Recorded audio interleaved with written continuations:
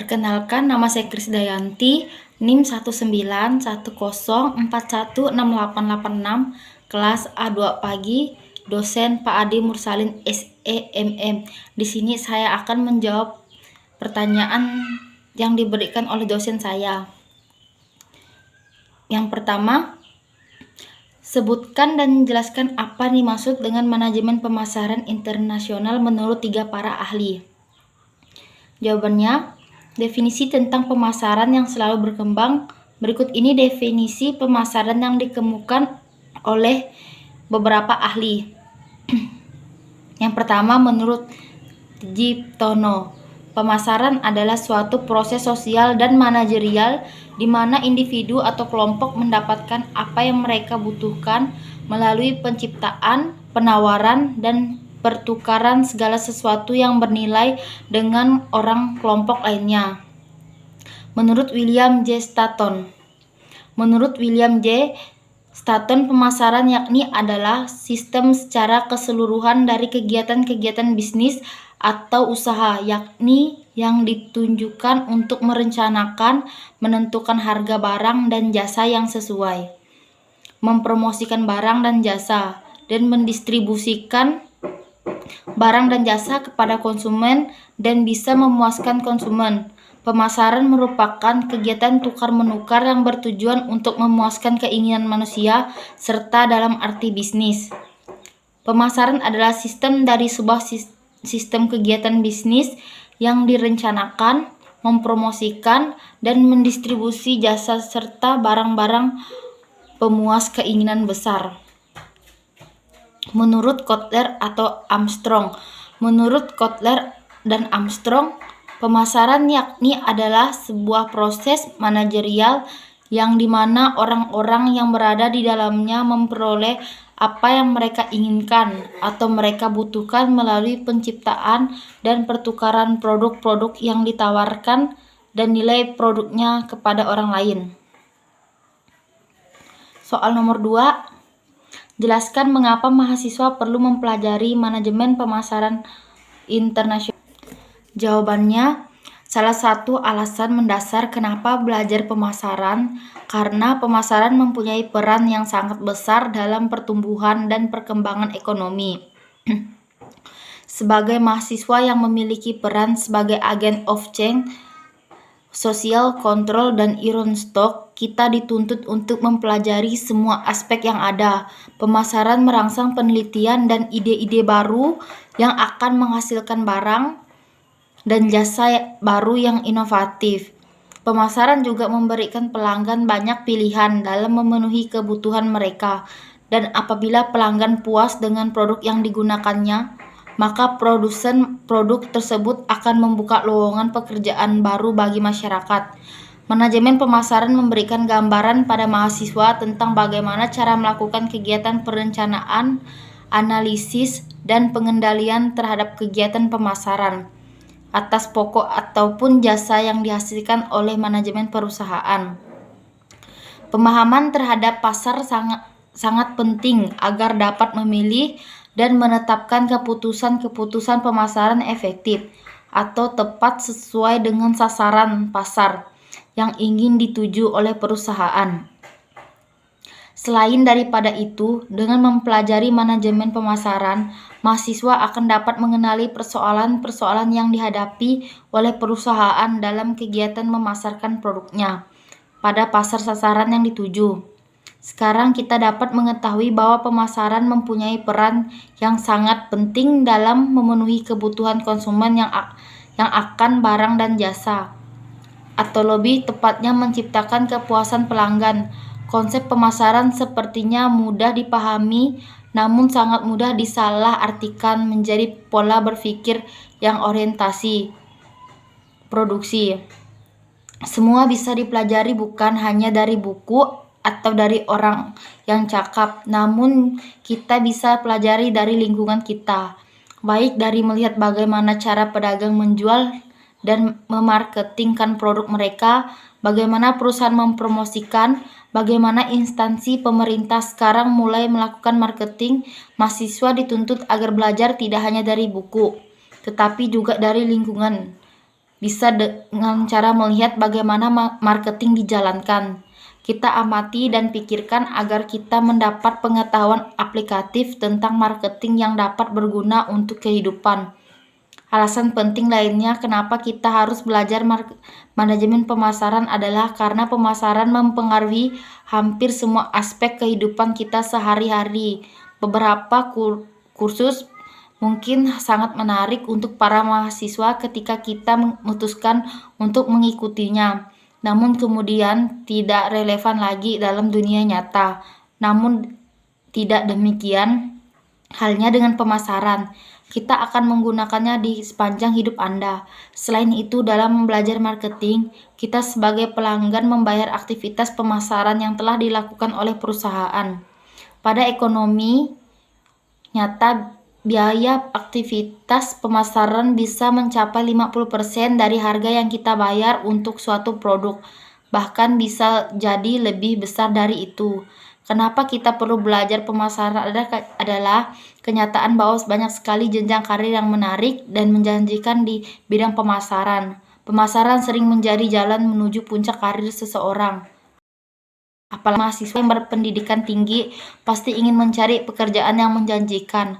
Karena itulah kita harus belajar manajemen pemasar juga. Bahkan jika Anda tidak mempunyai rencana berkarir di dunia bisnis, konsep dan teknik pemasaran juga dapat digunakan untuk organisasi nirlaba. Prinsip dasar yang digunakan untuk menjual sabun dapat digunakan juga dalam menjual ide-ide politikus, transportasi umum, jasa kesehatan, museum, bahkan tempat perkuliahan. Soal yang ketiga, jelaskan cara menetapkan strategi produk internasional. Menetapkan strategi produk. Produk adalah segala sesuatu yang memiliki nilai di suatu pasar sasaran, di mana kemampuan memberikan manfaat kepuasan termasuk benda, jasa, organisasi, tempat, orang, dan ide. Perusahaan dalam memproduksi harus memperhatikan dua hal, yaitu mutu dan biaya. Menciptakan produk yang bermutu akan memberikan persaingan dan bertahan lama di pasar. Sementara dengan memproduksi produk yang mutu rendah akan melemahkan produk dalam persaingan dengan yang produk lainnya. Yang pertama, tahap menetapkan strategi, mutu produk, analisa produk, perkembangan produk. 1. Mutu produk. Menurut W. Edward Deming, bahwa memperbaiki mutu seluruh proses bisnis akan meningkatkan keragaman produk yang dihasilkan, mengurangi pemborosan tenaga kerja, waktu kerja, mesin, dan pemakaian produk. Dalam menghasilkan produk, diusahakan menekan biaya produk serendah-rendahnya tanpa mengurangi mutu produk. 3. Strategi perbaikan mutu. Yang pertama, budaya mutu, pandangan bisnis terhadap proses dan metode statistik. 2. Analisa produk, memberikan gambaran pada manajemen dalam strategi produk. 3. Strategi produk yang harus dilakukan oleh perusahaan dalam memperbaiki kinerja bisnis, yaitu yang pertama, memperkenalkan produk baru, memodifikasi produk, dan menghapus produk. Memperkenalkan produk baru. Dalam tahap awal, produk yang dimunculkan harus mampu memenuhi keinginan pasar. 3. Strategi yang dilakukan dalam peluncuran pertama, yaitu strategi reluk tunggal, strategi reluk ganda, dan strategi pasar massal. Memodifikasi produk. Beberapa langkah dalam memodifikasi produk yaitu perbaikan mutu, perbaikan fitur, perbaikan gaya. Menghapus produk yang tidak bisa bersaing di pasaran agar mencegah perusahaan dari kerugian. Konsep siklus hidup produk. Tawarkan produk baru. Suatu periode perkenalan produk pada pasar, biaya-biaya besar, laba belum ada. Tawarkan perluasan produk, pelayanan, jaminan. Suatu periode penerimaan pasar yang sangat cepat dan laba meningkat dengan pesat. Diversifikasi merek dan modal. Pada fase ini, pertumbuhan penjualan lambat, laba naik turun, sesuai dengan kemampuan perusahaan dalam melakukan promosi dan mempertahankan produk dari persaingan. Dan perusahaan perlu melakukan diversifikasi merek dan model yang ada serta berinovasi terhadap produk. Lepas jenis produk yang lemah. Pada periode ini, produk lama mulai menurun, pasar akan beralih pada produk yang baru dan laba mulai menurun. Perusahaan perlu melepas produk yang mulai ketinggalan zaman dan mengganti dengan yang lainnya. Konsep analisa siklus hidup produk. Yang pertama, menjamin mutu produk. Yang kedua, mengidentifikasi kelemahan. Yang ketiga, menyesuaikan ukuran, warna, dan kemasan. Yang terakhir, memodifikasi ciri-ciri. Soal yang keempat, apa yang dimaksud dengan strategi harga internasional? Bagaimana cara menerapkan strategi harga internasional? Strategi menetapkan harga yang efektif untuk pasar internasional adalah strategi yang dipengaruhi oleh persaingan dan biaya dalam mengambil keputusan menyangkut harga. Harga kompetitif hanya dapat ditentukan dengan meninjau tingkat harga produk, pesaing, dan produk pengganti di pasar sasaran. Seperti yang akan kita diskusikan kali ini, salah satu cara terbaik untuk memperoleh informasi ini adalah mengunjungi pasar itu sendiri. Setelah tingkat harga ini ditetapkan, harga dasar dapat ditentukan. 4 langkah yang menentukan harga dasar adalah: yang pertama, menetapkan elastisitas harga dari permintaan. Permintaan yang tidak fleksibel memungkinkan harga yang lebih tinggi. Yang kedua, buat perkiraan biaya tetap dan biaya variabel dari proses manufaktur dengan volume penjualan yang diproyeksikan. Biaya adaptasi produk harus diperhitungkan. 3. Tetapkan semua biaya yang berhubungan dengan program pemasaran. Dan yang terakhir, pilih harga yang memberikan margin kontribusi paling tinggi. Penentuan akhir dari harga dasar dapat dibuat hanya setelah semua unsur bauran pemasaran ditentukan. Semuanya ini termasuk strategi distribusi dan strategi komunikasi. Sifat dan panjang saluran dalam program pemasaran akan mempengaruhi margin seperti biaya periklanan dan komunikasi. Jelas program pemasaran mempunyai pengaruh dramatis pada harga akhir produk. Soal yang kelima, jelaskan bagaimana cara melakukan ekspor-impor. Keempat langkah tata cara ekspor itu adalah sebagai berikut: membuat surat kontrak penjualan atau sales kontrak proses, penerbitan surat jaminan pembayaran importir kepada eksportir atau letter of credit opening process, penerbitan dokumen pengapalan atau pengiriman atau chargos payment proses, pencairan dokumen pengapalan atau klaim atas barang yang sudah dibayarkan importir atau shipping dokumen negotiation proses. Tahap cara impor barang yang pertama adalah mencari partner di luar negeri. Cara impor barang dari luar negeri. Sebagai importir, khususnya pemula yang belum pernah melakukan transaksi impor, tentu harus mencari partner dagangannya, yaitu eksportir yang bisa menyuplai jenis dan tipe produk yang dibutuhkan importir. Selain itu, harus ada kesepakatan dalam menentukan harga barang dan kualitas barang, serta menunjukkan perusahaan pelayaran yang akan mengangkut komunitas tersebut. Khusus untuk importir, pemula bisa mencari partner dagangnya dengan mendatangi kantor Kadin, yaitu Kamar Dagang Industri di tingkat pusat, Kadinda atau Kantor Dagang Industri Daerah di tingkat provinsi atau daerah, Panjatapda atau Panitia Kerja Tetap Daerah di tingkat provinsi. Cara impor barang lainnya adalah dengan menggunakan referensi dari para pengusaha atau importir yang lebih berpengalaman untuk membantu dalam melaksanakan realisasi impornya. Ketahui pihak-pihak yang terlibat dalam ekspor-impor mendatangi kontrak penjualan. Cara impor barang dari luar negeri setelah importir mendapatkan partner. Selanjutnya, importir harus membicarakan detail tentang: yang pertama, menentukan harga barang, kedua, memastikan kualitas barang, yang ketiga, laboratori analisis, yang terakhir, dan lain-lain. Kemudian setelah didapat kesepakatan yang bersifat lisan, semuanya harus dituangkan secara tertulis dalam MOU, Master of Understanding, atau bisa disebut juga kontrak penjualan atau sales kontrak. Pembuatan dan pendatangannya dilakukan di atas materai dengan teknis bertemu langsung dan bertatap muka dalam satu meja.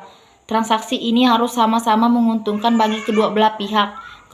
Kedua belah pihak yaitu eksportir dan importir harus ekstra hati-hati karena semua poin kesepakatan yang terdapat dalam MOU merupakan dasar dari isi letter of credit atau LC. Ini akan mengikat erat bukan hanya pihak eksportir dan importir, tetapi juga pihak issuing bank dan negotiating bank. Mendatangi bank devisa atau issuing bank. Cara importir barang dari luar negeri. Setelah MOU ditandatangani, importir harus segera mendatangi bank devisa atau issuing bank di dalam negeri. Peran issuing bank sangat penting bagi pihak negotiating bank di luar negeri, karena pihak issuing bank ini yang nantinya akan melakukan pembayaran devisa kepada negotiating bank. Apabila eksportir sudah selesai mengapalkan seluruh barangnya ke dalam perut kapal, maka pada saat itu juga eksportir akan menerima mates receipt dari kapten kapal, dan saat itu juga mates receipt bisa ditukarkan menjadi original bill of lading dari perusahaan pelayaran. Biasanya pada hari itu juga eksportir akan mengirimkan semua berkas dokumen ekspor lengkap ke pihak negotiating bank. Hal itu selanjutnya menjadi kewajiban bagi negotiating bank untuk membayar sebesar nilai transaksi ekspor-impor untuk direalisasi pada hari itu. Lihat seperti apa itu bill of lading. Mendapat paket dokumen barang impor. Cara impor barang dari luar negeri. Importir tinggal menunggu realisasi dari eksportir. Setelah importir melakukan permintaan pembukaan letter of credit pada issuing bank di negaranya, serta menyetorkan uang sebesar nilai transaksi impornya. Setelah semuanya importir hanya tinggal menunggu barangnya sampai dan diterima dari eksportir dari luar negeri. Oleh karena itu, eksportir harus segera mempersiapkan segala sesuatu untuk realisasi ekspornya, diantaranya mempersiapkan produk ekspornya, melakukan pengepakan, fumigasi, pengiriman komoditas ekspor dari gudang ekspor ke lini 1 di pelabuhan, menumpuk komoditas ekspor di pelabuhan, membuat dokumen PEB pemberitahuan ekspor barang, pengurusan perizinan di kantor bea cukai, cargodoring atau stevedoring, pembuatan barang atas kapal sampai barang tersebut dimuat. W3 Cargo melayani jasa pengiriman barang ekspor-impor dari Cina dan mancanegara serta pengiriman antar pulau di Indonesia. Pengalaman kami akan membuktikan dan memberikan kualitas terbaik setiap layanan bagi Anda. Berkas dokumen itu importir harus segera menghubungi perusahaan pengangkut komoditas impornya.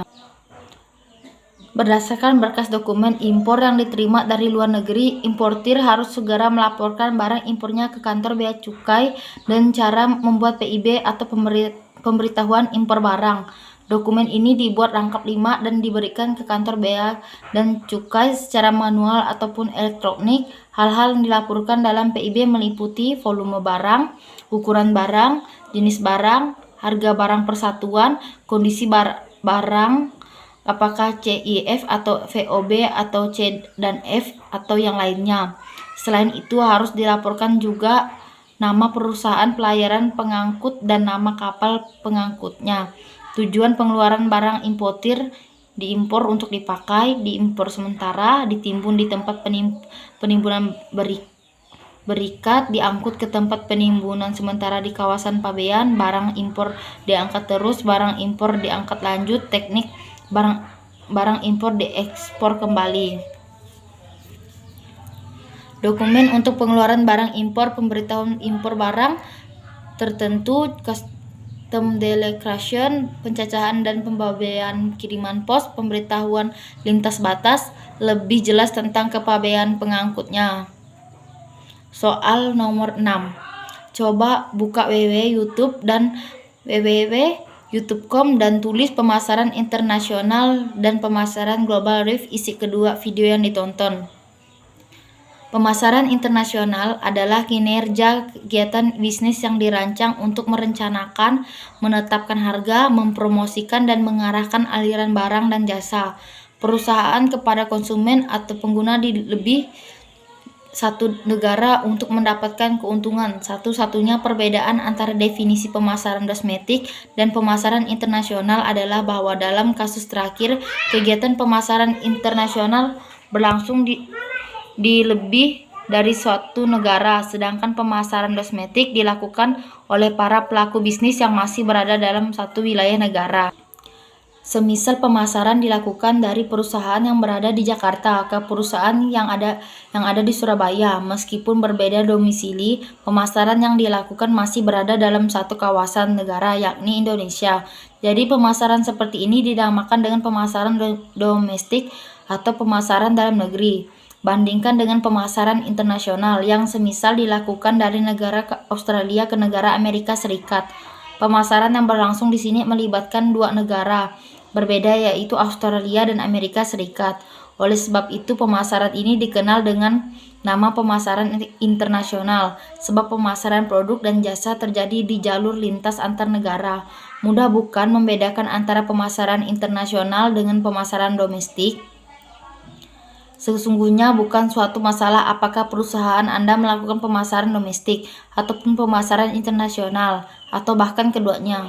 Hal ini disebabkan karena tujuan dan aktivitas pemasaran itu tetap sama, yakni untuk memasarkan produk atau jasa yang diproduksi oleh perusahaan ke masyarakat atau pasar target, baik menerapkan pemasaran domestik ataupun pemasaran internasional.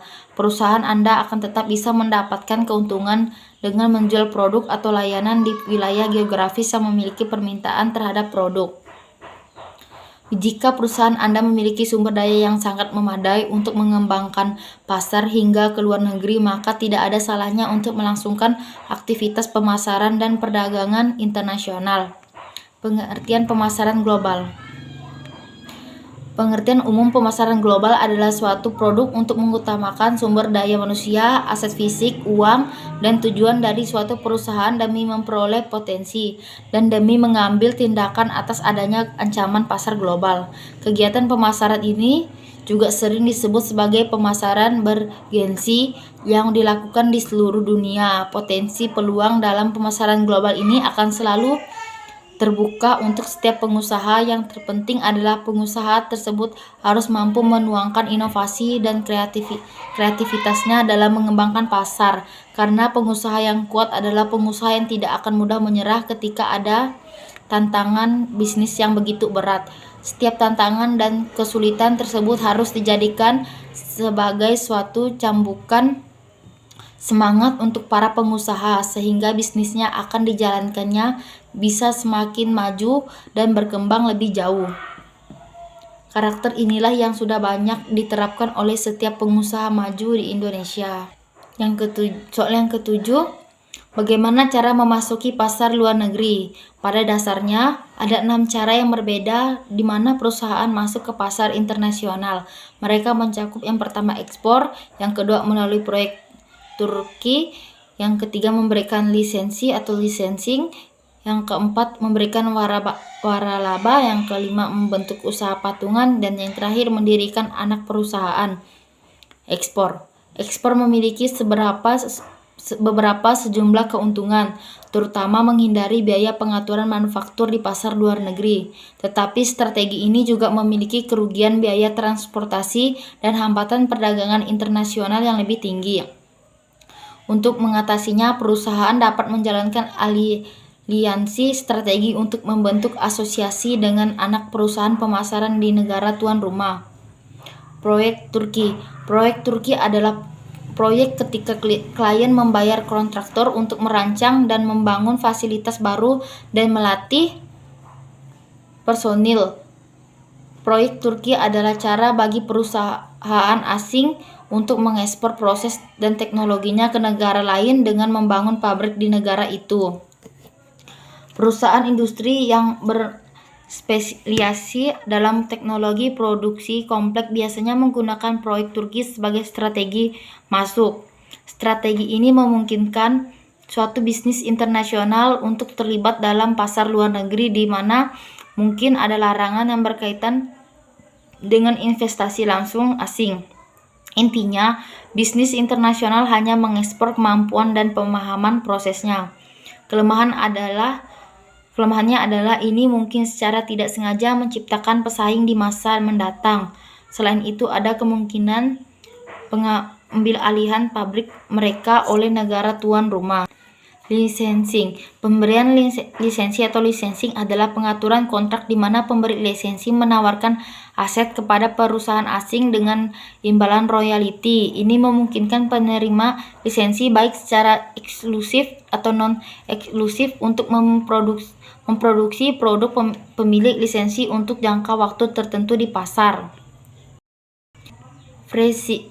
Franchising. Ini adalah suatu sistem di mana pemegang izin waralaba membayar biaya dan royalti kepada perusahaan induk dengan imbalan hak untuk menggunakan merek dagangannya atau layanannya dan menggunakan format dan sistem bisnisnya. Mitra yang dipilih dengan baik membawa investasi keuangan serta kemampuan manajerial ke operasi. Ada risiko yang melekat dalam pemberian waralaba secara internasional, termasuk kemungkinan konflik dengan pemegang izin waralaba, termasuk sengketa hukum, sulit untuk mempertahankan kendali atas pemegang izin waralaba, tantangan untuk mempertahankan citra pemilik waralaba di pasar luar negeri. Sekian jawaban dari saya ucapkan terima kasih.